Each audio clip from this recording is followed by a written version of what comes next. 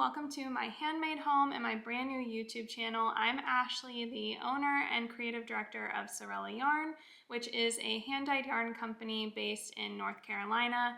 I am so excited to be starting this YouTube channel. It's something that I've thought about for the last couple of years, definitely. If you aren't familiar with me or my story, it's nice to see you. Thank you so much for being here. I actually started out in the fiber arts industry about 9 years ago. I cannot believe it's been that long. The very first thing I ever did was I made a YouTube video, and I spent a long time designing crochet and knit patterns. I made a lot of YouTube videos back then over on my original Sourdough channel. So if I look a little familiar to you, it might be from there, or it could be from our hand-dyed yarn business, which has been my main focus for the last probably 5 years or so. I love all things yarn. I also love gardening and baking and my 3 little boys and my husband and just being at home. Home is my favorite place to be. So I wanted to invite you in and show you a little bit of what I'm doing around the house. I have a project to show you. Now I also have a new yarn acquisition. I have a book recommendation, and I would like to bake something together because I have my sourdough starter rising over there, and she's gonna be ready to bake with soon. So first I need a cup of tea, so let's make that.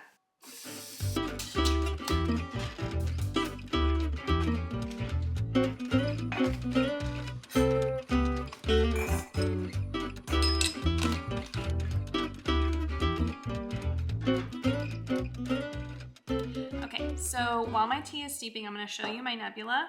I'm going to try this on at the end of the video, so stay tuned for that, but I'm going to tell you all about her now. This is the Nebula sweater pattern by Andrea Mowry. I used our Suri DK base, which I'll talk about more in just a second, in the colorway Opportunities from our library collection last year. This colorway did come back for our Greatest Hits collection at Sourdough Yarn in January. So we did all of these colorways on Suri DK, which was for the first time. We brought in Suri DK as a base with our Eras collection last year, and it is such a special base. While I was making this pattern, if you follow me on Instagram, you might have seen me working through it and posting about it quite a bit in stories, and so many questions came through about the base yarn itself, primarily when we're bringing it back, because we've only offered this yarn twice. So the first time was with Eras, our Eras collection part 2 in August of last year. That was its debut. It was our first time ever dyeing this yarn after testing it and releasing it with that collection. And then when we were looking at what to bring back for Greatest Hits in January, I knew I wanted to bring the space back because it's so unique, so special. I'm going to show it to you in skein form. So I have a skein here of, this is the colorway Forget Me Not, which was also part of Greatest Hits. This was the other colorway I was considering for my Nebula. I wanted either a pink or a blue, and I was really going back and forth because I love this colorway specifically because it's a really nice mid-tone blue. I'm not going to talk too much about it because this one isn't available anymore, but I just love the way this color looks with my complexion, skin tone, hair color, all of that. And I think that that's something that's really important when choosing colors, is not just what looks great on the model, what looks great on the computer, what looks fantastic for the theme, but think about what you love to wear and what's going to complement you really well. So thinking about yourself, your own wardrobe when choosing colors is really, really important. And I knew that I wanted to go with like a slightly brighter tone, and I was really struggling between Opportunities and Forget Me Not. I wound up going with Opportunities because I wanted this to be my Valentine's Day date project. So my intention was to make this in time for Valentine's Day. I cast it on January 19th and I finished it on February 10th. So I met my goal, but it was freezing on Valentine's Day, and I put it on and I loved the fit, but I was just way too cold. So even though I finished it on time, I actually didn't wear it on Valentine's Day. Maybe next year. It's been such a cold winter in Raleigh, at least for us, very, very chilly. So anyway, I wanted to talk a little bit more about the base itself, like how it's made. So it's a chainette spun yarn. So that means that it's almost like, imagine the construction of a shoelace. It's like a cord type construction, and that is made with nylon, and then they blow loose Suri alpaca fiber into that core. So each strand has a lot of structure and a lot of stitch definition, but it still has the lightness, airiness, fluffiness, if you can see that, of a Suri alpaca without having quite as loose of a halo. It does have a halo, but it's just more structured. So that is what it looks like in skein form. I wanted to show you the yarn that I had left over. So I made the size 3 in the Nebula, which gave me a good bit of positive ease. It could have been more oversized, but I'm really happy with the fit. If I had to make it again, I would make a size 3 again. And this is how much yarn I had left over. Actually, I have my scale. I want to see how much. Okay, so this was my 3rd skein. The pattern called for 3, but this was a different base yarn than what Andrea Mowry used in her pattern, so I knew that it was going to be close. I did use, I did a gauge swatch. I have the proof. I don't always gauge, but with this one, with substituting the yarn, 100% got a gauge. And I got gauge on the first try, like exactly, so I think that this base is really similar to the one that she used when she wrote the pattern, but anyway, I had 3 skeins and I have 76 grams left. I mean, I could make a little Sophie scarf with this, which I don't know if I'll do, but I could.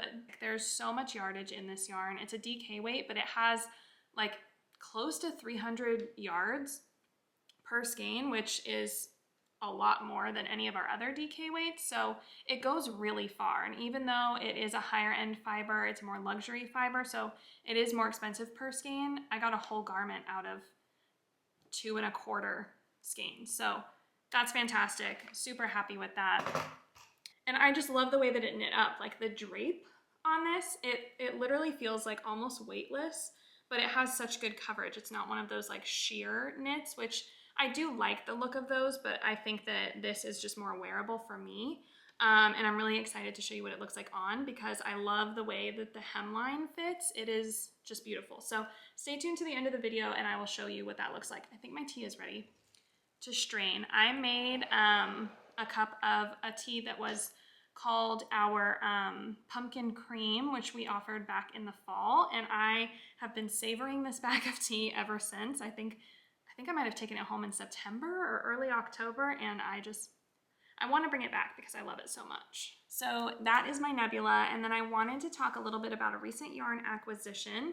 I shop yarn pretty often nowadays. I've bought yarn more in the last couple of months than I have in the last several years.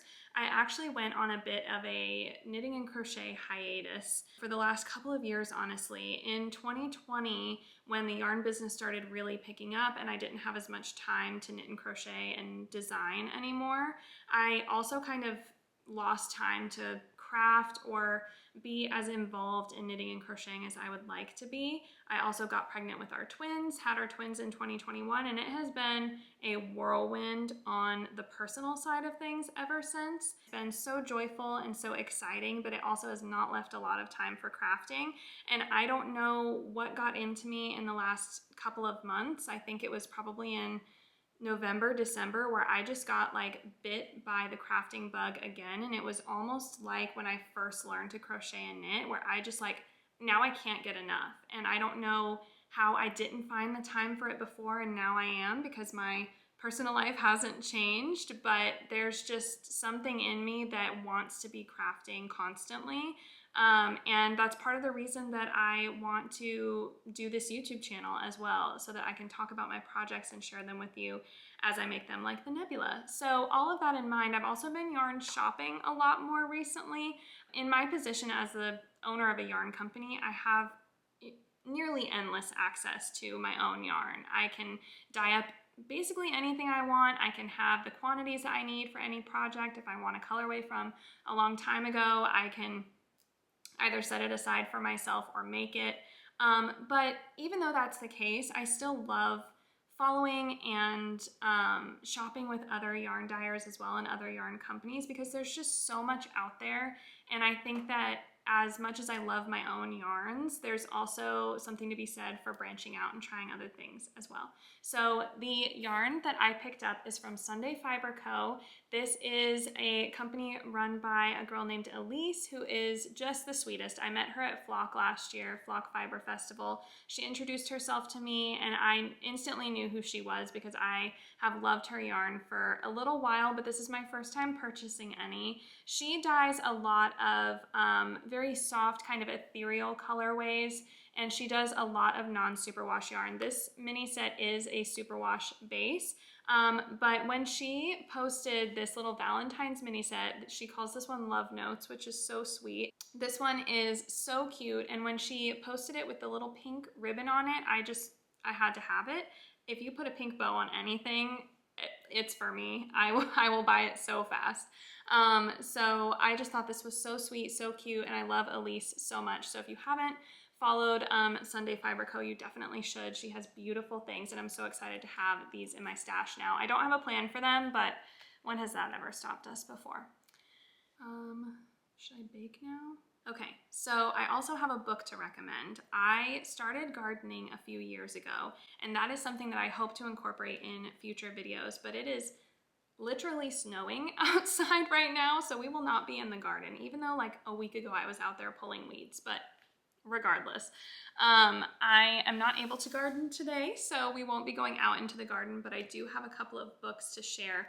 One of them I read last year, one of them I just picked up and started today. And they are by Nicole Burke, who runs Gardenary.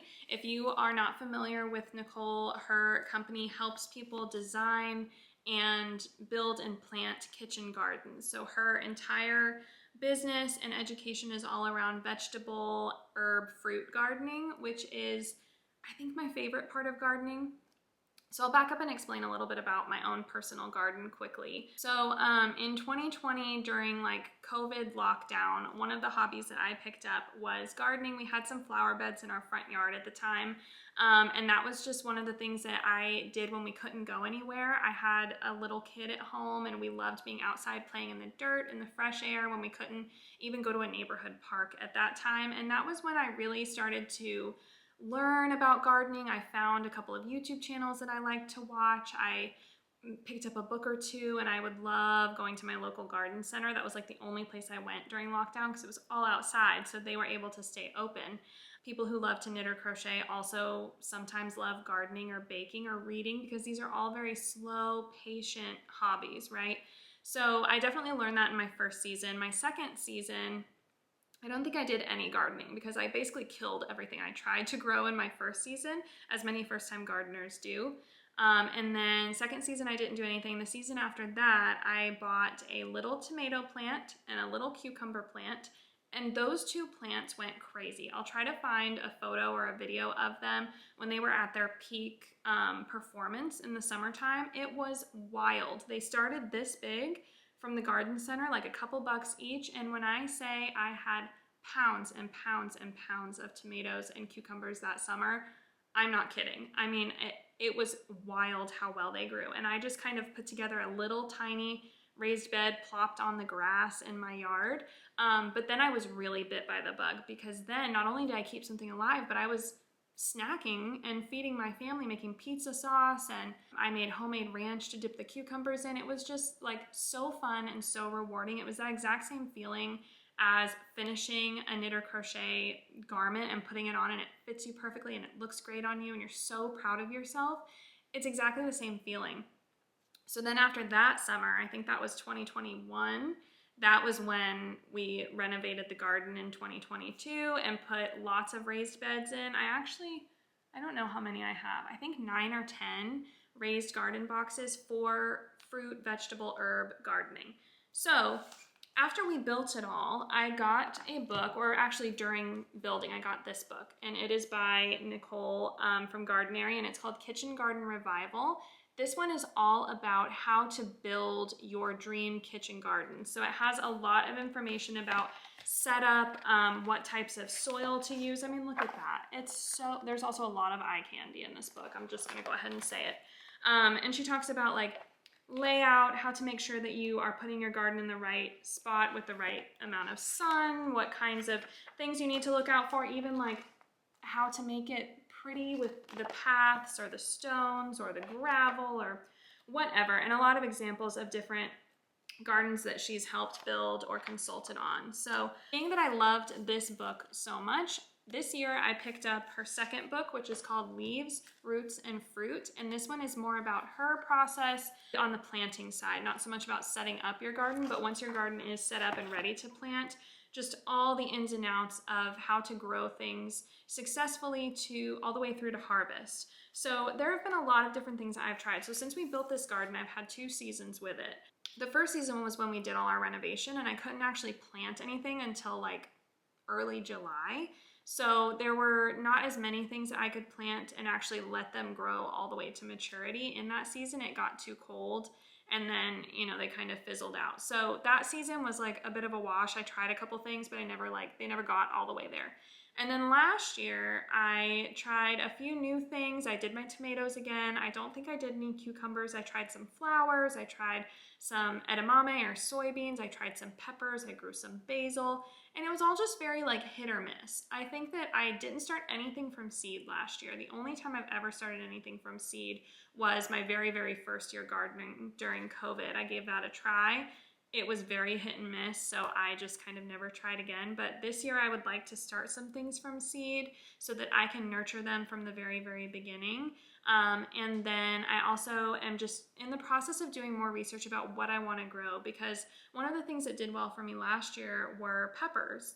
But my family doesn't eat a lot of peppers. I think that I just saw a lot of peppers as being a successful backyard kitchen garden item, and a lot of people have a lot of success with them and are able to harvest a lot of peppers. And even though they did well for me, I was just thinking about what would grow, not necessarily what I wanted to eat. So yeah, my family just doesn't eat a lot of them, so they produced well, but that doesn't really earn them a spot in my garden. Even though I have a lot of raised beds, I'd much rather have several different kinds of tomatoes, for instance, because we eat a ton of tomatoes.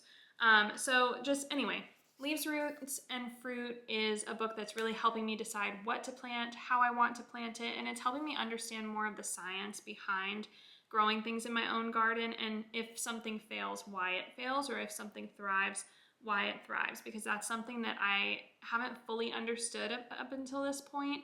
I think that it's been kind of like, I'm going to give it as much sunlight and water as I can and hope for the best, but this is kind of getting rid of that hope for the best part of things. It's breaking down a lot of the science and what you can do to make sure that those plants are successful. So if you're wanting to learn more about backyard kitchen gardening, or already are into it and want some more resources, I really, really like these books. They're very easy and pleasant to read also, which is a plus for me because I enjoy reading nonfiction of different kinds, and definitely something about gardening is right up my alley. Talked about yarn, we've talked about the garden. I am ready to bake. I think my sourdough starter is gonna start falling if I don't get to it.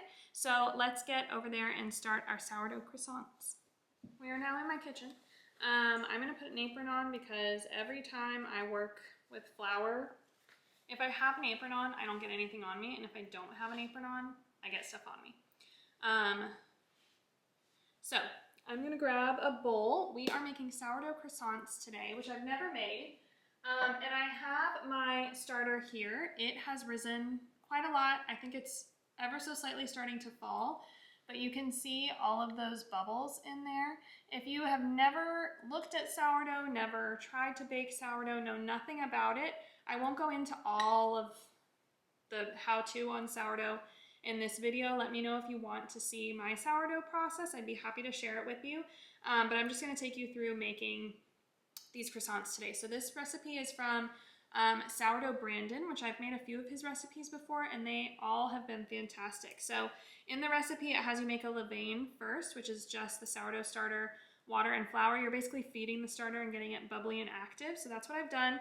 I did that about, I think 6 hours ago now. So that's ready. So I'm gonna start with my sugar. We need 50 grams. I'm gonna add my milk, which I already measured out my milk and my butter because it was supposed to come to room temperature. I'm usually not that like Ina Garten about things. But if I have to bring it up to room temperature, I'll measure it out first. And then water, 150. Salt, which I usually have salt in my salt cellar, but I am out. So I'm just gonna grind this in. Oh my gosh. I have to get to 12 grams and I'm only at 3. 6. Oh my gosh. It's like giving me a friction burn. It's really not that much salt, but it just feels like it. almost 11. Oh my gosh, 12. Oh, now I don't have to go to the gym later, I guess. I need to add all of this levain. So get a little spoon. Oh my gosh. So remember how I was talking about how satisfying it is to grow your own fruits and vegetables and how that's similar to putting on a finished knit or crochet garment? It's the exact same thing with sourdough. I don't know what it is. I think like you could bake muffins or a cake or scones and all of that is super satisfying too. I love baking things without sourdough, but there's just something about sourdough that makes like the reward even more satisfying because you had to nurture this living thing.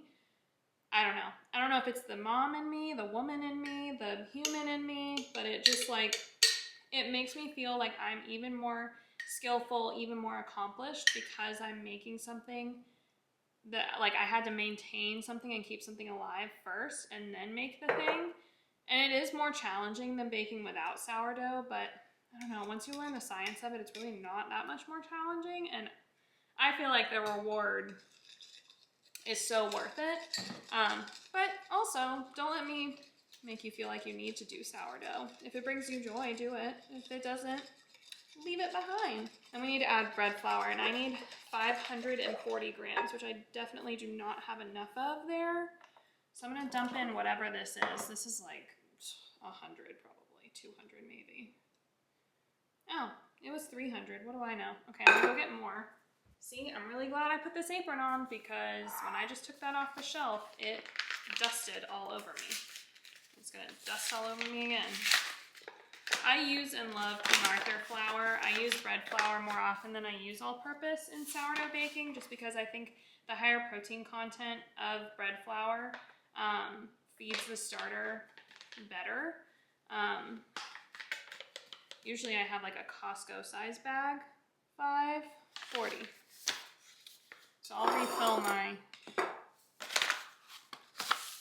decanter later.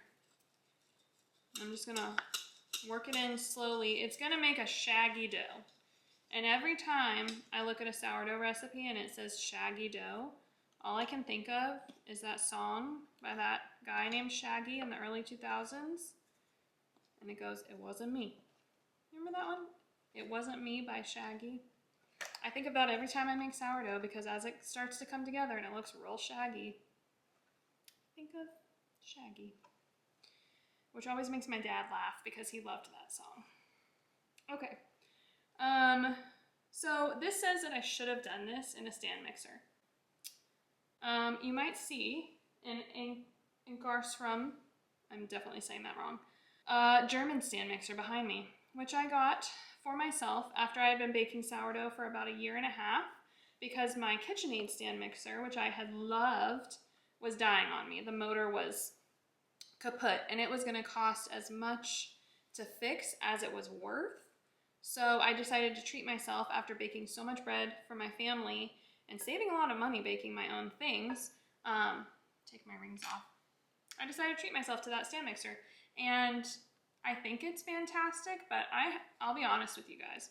I have not fully learned to use it because it is so different than the KitchenAid stand mixer. It's not nearly as like intuitive.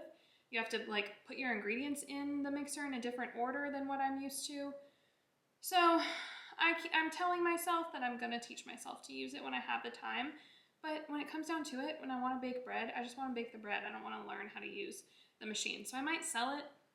I might give it to someone for a gift. I really don't know yet. I don't want to like kiss it goodbye, but I've put off learning to use it, which is really terrible. I really like, it's such a nice mixer. I should learn how to use it, but it just feels like such a challenge that I'm not quite in the right headspace for. There's a time for everything. It's not my time. It's just gonna wait until I feel ready.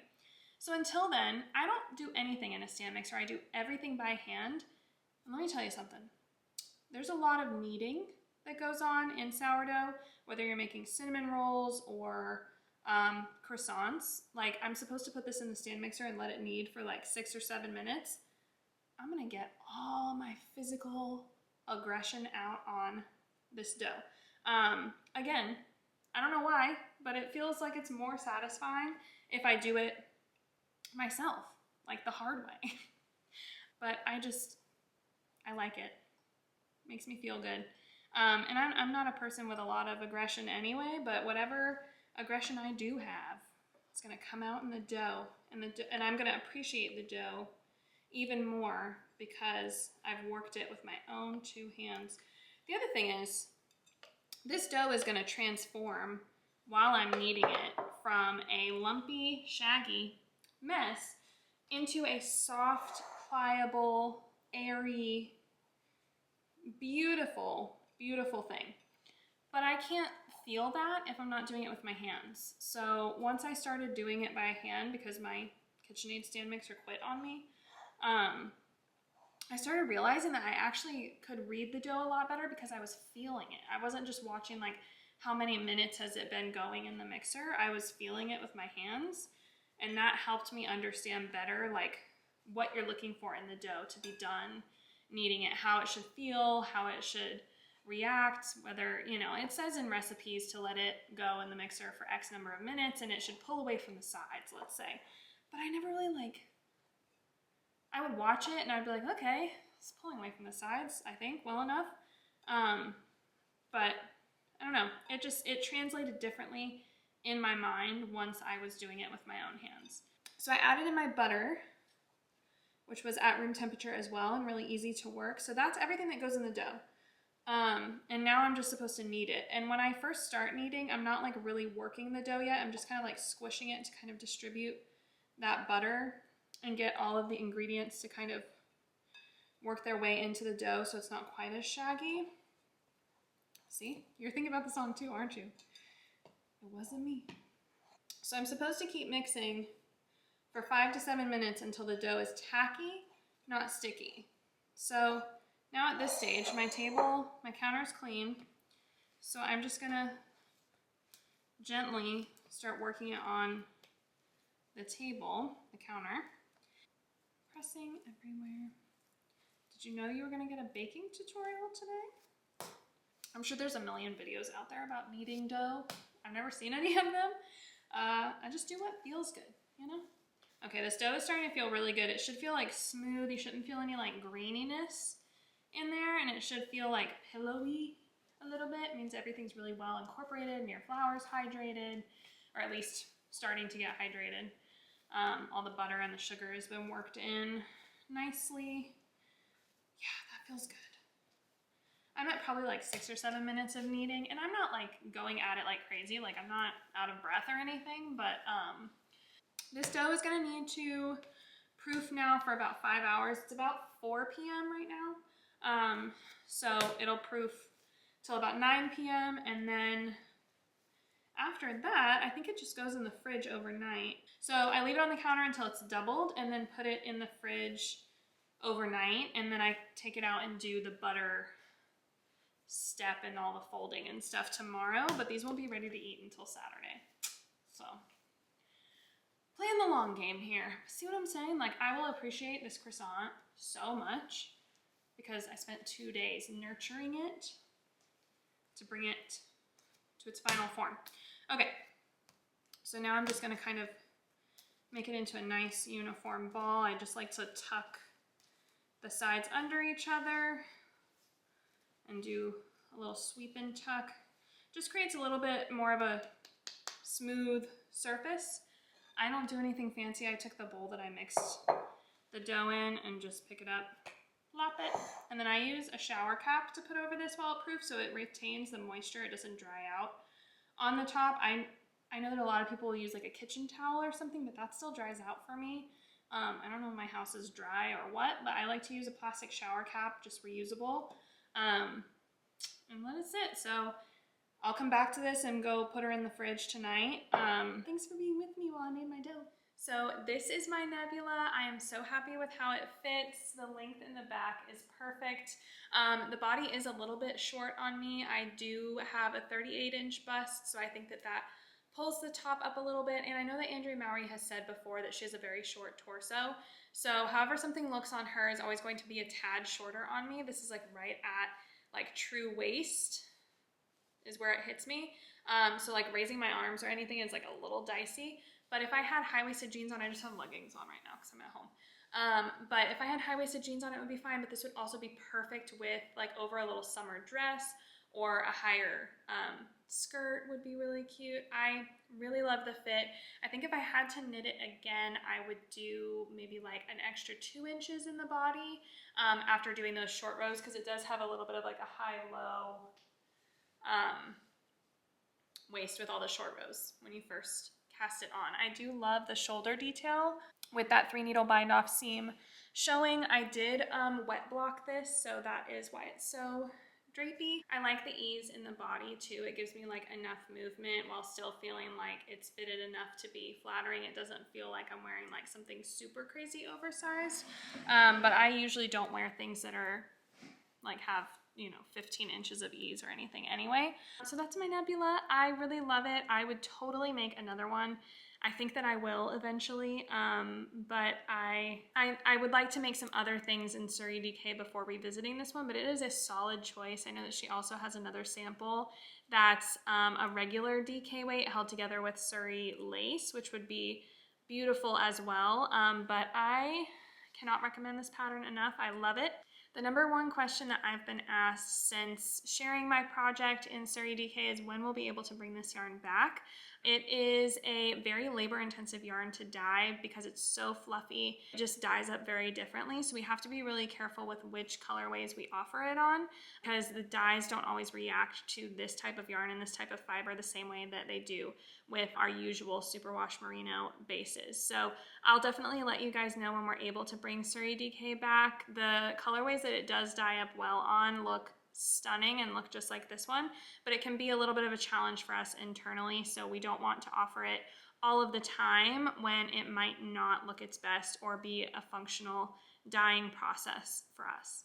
Okay, so that is my very first YouTube video on this channel. I hope that you enjoyed hanging out at home with me. I was so excited to bring you in, and I think that we've had a lot of fun together, so I hope to see you back here very soon. If you would like to see more videos like this one, please subscribe to the channel. That helps a new channel a whole lot when there's some interest and some engagement. I'd love it if you would subscribe, and I would love to hear in the comments below what you'd like to see on this channel in the future, what you want to see more of, or any other suggestions or feedback that you have. And I can't wait to see you in the next one.